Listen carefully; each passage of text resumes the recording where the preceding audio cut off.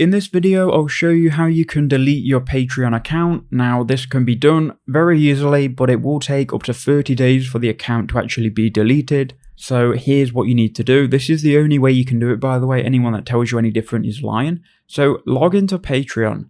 Then you need to go to your account in the bottom left-hand corner and click on the three dots here next to your username. Then go to the privacy policy. And once you're here in the privacy policy, you can click make a privacy request. And it's then going to tell you some stuff about your privacy. And what you can essentially do is erase your personal data from our systems. So click on this. It's going to redirect you to a new page where the Privacy Center would like to view your email address and essentially your account. You need to allow this so they can delete your account. Okay, so now we are on this window.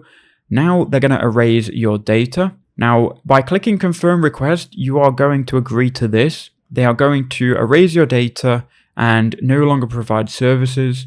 And the erasure request will be for 14 days. After that, if you don't relog into your account, the account will be erased and it will essentially be deleted from Patreon. So click confirm request. That's going to then submit the request to delete your account. And all you need to do now is not log back into Patreon. So you can see the active request here and you just need to wait 14 days.